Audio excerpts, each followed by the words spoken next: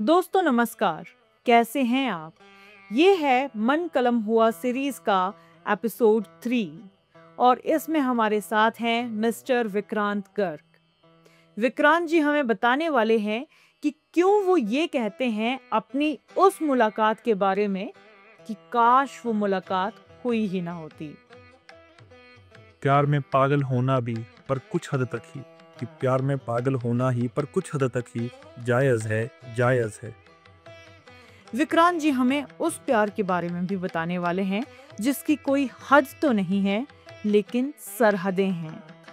पर जो ये नेक्स्ट कविता है, इसमें जिस प्यार की मैं बात कर रहा हूँ उसकी कोई हदें नहीं है, जी, उसकी सरहदें हैं। सरहदें हैं। और क्या-क्या सुनाने वाले हैं वो हमें?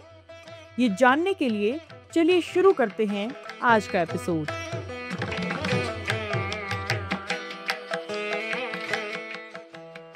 विक्रांत जी बहुत-बहुत स्वागत है आपका, कैसे हैं आप? Thank you. मैं बढ़िया हूँ, आप सुनाइए। मैं भी ठीक हूँ और आप बिज़ी हैं लेकिन फिर भी आप हमें टाइम दे रहे हैं, इसके लिए सबसे पहले बहुत-बहुत शुक्रिया। अ, देखिए विक्रांत जी, मैं अपनी पहली भी कह चुकी हूँ ये बात कि कुछ लिखने के लिए मन में गहरे भाव होने चाहिए और आप एक बहुत ही एक्टिव पर्सन हैं डिफरेंट फील्ड्स में, चाहे वो डिबेट हो, चाहे वो अपने ओपिनियंस रखने हो और कविता के क्षेत्र में या फिर अपने शब्दों को अपनी कलम से लिखने की जब बात आती है तो वहाँ पर भी आप काफ़ी एक्टिव हैं जितना मुझे पता है। तो आज के इस एपिसोड में आप हमारी ऑडियंस को, आप हमारी जनता को कौन-कौन सी कविताएँ सुनाने वाले हैं? First of all thank you, आपने मुझे ये मौका दिया अपने इस प्रोग्राम में आने का। मैं 2 या 3 जो कविताएँ हैं, जो वो मैं सुनाऊँगा। बाकी मैं जो सुनाऊँगा तो वो समझ जाएँगे वो किस बारे में है। हाँ जी, तो इससे मैं रिवील नहीं करूँगा थोड़ा। अच्छा। तो पहली कविता से ही शुरुआत करते हैं और चलिए फिर शुरू करते हैं। सो एक लिखी थी कि काश वो मुलाकात ना होती, हाँ, हाँ, अच्छा। कि काश वो मुलाकात ना होती, आंखें यूं नम होके ना रोती, ना होते ये सपने ना बनता कोई अपना, ना वो याद होती ना एहसास होता, काश वो मुलाकात ना होती। बहुत खूब। चलो मुलाकात हो भी जाती, कि चलो मुलाकात हो भी जाती, पर बात ना होती।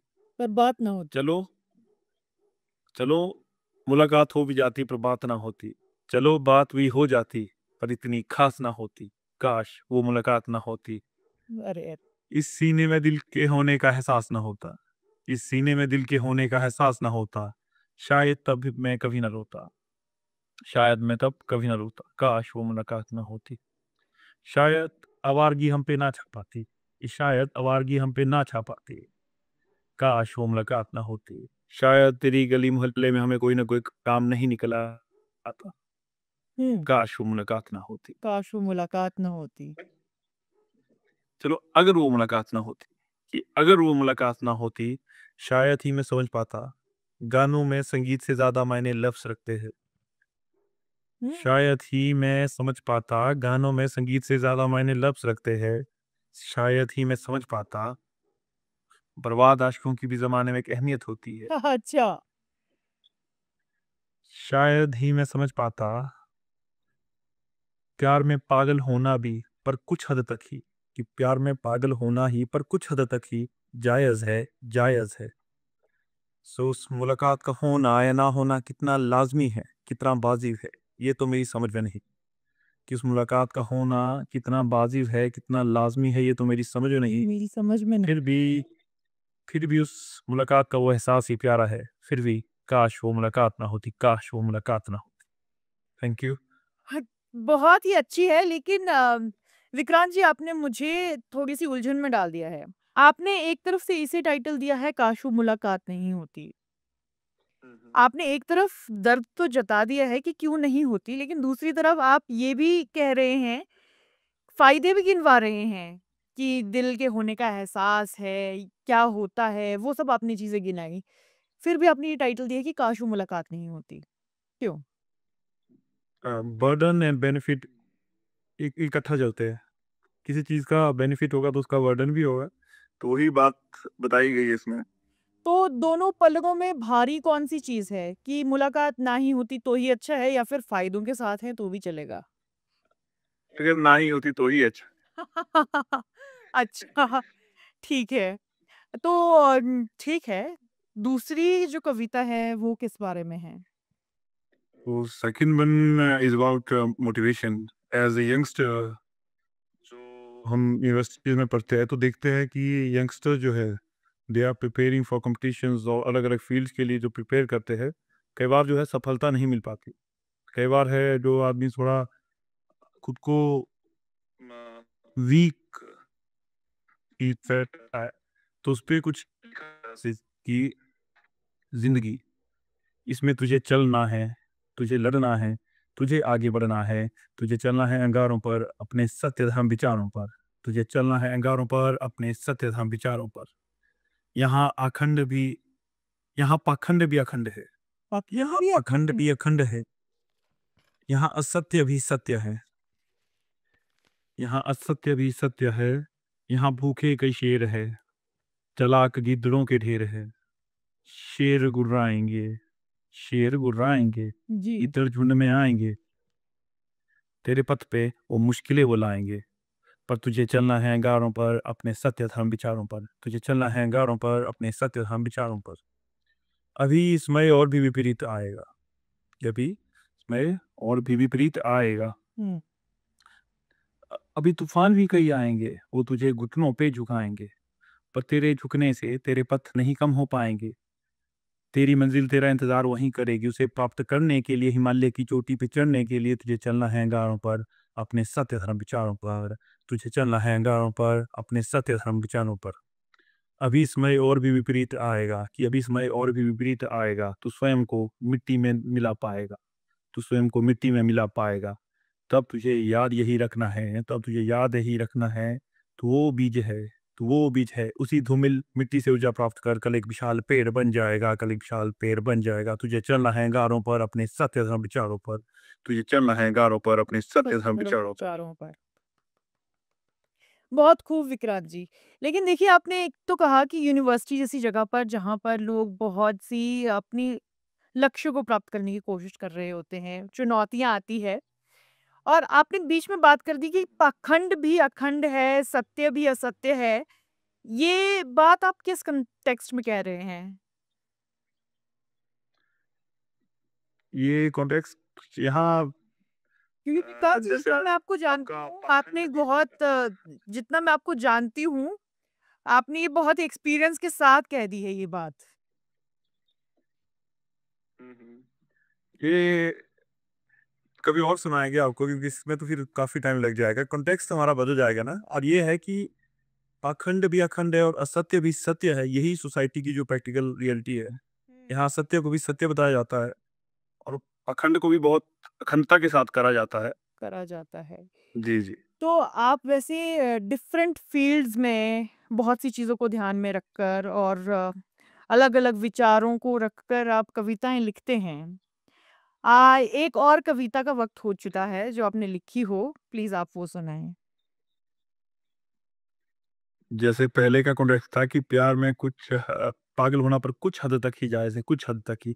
हुँ। पर जो ये नेक्स्ट कविता है, इसमें जिस प्यार की मैं बात कर रहा हूँ, उसकी कोई हदें नहीं है, जी, उसकी सरहदें हैं। सरहदें हैं। तो इस प्यार की हदें नहीं, सरहदें हैं।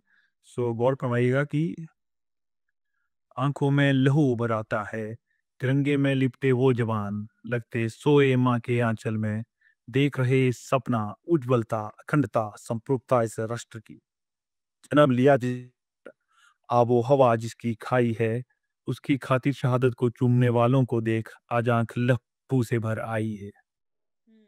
कि शब्द कई है, कि शब्द कई है, भाव कई है, पर शब्द भी निःशब्द हो जाते हैं जब लगे लिखने वीरों की शहादत पर। जब लगे लिखने वीरों की शहादत पर, शब्द तो भी कलम भी कागज को गीला कर जाती है, वीरों की गवान गाथा स्वयं लिख जाती है, जन्म लिया जिस मिट्टी पर। उस गोली ने जो वीर की पाषाण छाती को छुआ होगा, दुख तो उस गोली को भी बहुत हुआ होगा। उस भीग लहू का कतरा जब मिट्टी पर पड़ा होगा, फटे वादों से भी ज्यादा राष्ट्र प्रेम से भरा होगा, राष्ट्र प्रेम से भरा होगा। जन्म लिया जिस मिट्टी पर, आबो हवा जिसकी खाई है, उसकी खाती शहादत को चूमने वालों को देख आज आंख लहू से भर आई है। संचार ने जब खबर जवान के घर पहुंचाई होगी, कि संचार ने जब खबर जवान के घर पहुंचाई होगी, वो मार रोई होगी, चिल्लाई होगी, या भी अब रोई होगी, चिल्लाई हो, सूत वो बाप संवेदनाओं से टूटा होगा, पर फक्र से उस पल उसने अपनी छाती फुलाई होगी। उसकी पत्नी की मांग उस पल सुनी होगी, कि उसकी पत्नी की सुनी होगी, पर वो भी भारत माँ की जय चिल्लाई होगी। उसके नवजात ने जब, कि उसके नव अग्नि को चिता लगाई होगी, पक्का सिंध में बैठे शैतान के मुखिया को भी शर्म आई हो गई, शर्म आई होगी। जन्म लिया जिस मिट्टी पर, वो कर्म धर्म का मूल बताते हैं, वो कलयुग के प्रत्यक्ष शूरवीर कहलाते हैं। कि वो कर्म धर्म का मूल बताते हैं, वो कलयुग के प्रत्यक्ष शूरवीर कहलाते हैं। स्वयं तो शहादत को प्राप्त कर, स्वयं तो शहादत को प्राप्त कर वो कर्तव्यकृत हो जाते हैं। स्वयं तो शहादत को प्राप्त कर वो कर्तव्यकृत हो जाते हैं, पर इस देश के जर्रे जर्रे को वो वचन दे जाते हैं, कि इस देश के जर्रे जर्रे को वो वचन दे जाते हैं। जिस सपने को देख तिरंगे में लिपटे वो जवान, कि जिस सपने को देख तिरंगे में लिपटे वो जवान, उस उज्ज्वलता अखंडता संपृक्तता, उस उज्ज्वलता अखंडता संपृक्तता को सच कर दिखाना है।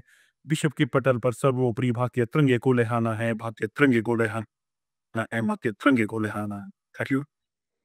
जितने बेहतर तरीके से आपने लिखा है इसे, सच में ही हमारे सभी वीर जवानों को जो भी इसे सुनेंगे अगर, तो उन्हें भी बहुत पसंद आया होगा। विक्रांत जी, आपने कितने सालों से लिखना शुरू किया है? कितने साल हो गए हैं आपको लिखते हुए? Having start right in 2019, it's around 5 or 6 years. 5 और 6 इयर्स। ऐसी कौन-सी चीज़ है जो कि आपको Yes. प्रेरित करती है कि मुझे लिखना है? ऐसा कुछ स्पेशल तो नहीं है। मतलब ऐसे मेरी ज़्यादा कोई हॉबीज़ मेरे पास नहीं है। I am not a good sportsman, या मेरा कोई एकेडमिक्स कुछ था नहीं मेरे पास हॉबी के तौर पे। मैंने इसे ही चूज़ करा, बिकॉज़ मेरा जो ज़्यादातर जो टाइम जाता है वो ऐसे ही कोई कोई सोशल इशू पे, किसी मतलब मुझे ज़्यादातर इन चीज़ों में, सोसाइटी वाले इश्यूज़ पे मुझे जो बहुत सही लगता है बात करना है। तो ये कविताएँ मुझे लगती है जिससे मैं अपने बात थॉट्स को रख पाता हूँ, लोग उसे सुनना भी पसंद करते हैं। बिल्कुल। देखिए, हॉबी सबकी अलग-अलग होती हैं और आपने अगर इसे चुना है तो आपने अपने लिए बहुत ही अच्छी हॉबी को चुना है।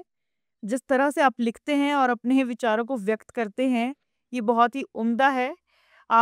थैंक यू वेरी मच हमारे आज के इस एपिसोड में अपना टाइम देने के लिए, और हम उम्मीद करते हैं कि इन फ्यूचर भी जब भी आप लिखा करेंगे, तो हम आपकी हालिया कविताओं को कहकर बोला करेंगे और उन्हें भी सुना करेंगे। Thank you very much Vikrant ji. Thank you from my side for you and your team, और आपको बेस्ट ऑफ लक आपके इस प्रोग्राम के लिए। ये सफल हो और आगे ये कारवां बढ़ता जाए। So best wishes from my side. Thank you very much. साथियों, मन कलम हुआ सीरीज के इस एपिसोड के माध्यम से हम उन वीर जवानों को शत शत नमन करते हैं जो हमारी सुरक्षा के लिए हर दम मौजूद हैं। उम्मीद है आपको ये एपिसोड भी बहुत पसंद आया होगा। हम ऐसे ही आने वाले टाइम में आपके लिए एपिसोड लाते रहेंगे। आपके क्या ओपिनियंस हैं, क्या सजेशंस हैं, आप हमें कमेंट बॉक्स में बता सकते हैं। हम मिलेंगे आपसे अपने अगले एपिसोड में। तब तक के लिए खुश रहिए, आबाद रहिए, आगे बढ़ते जाइए। Okay, bye.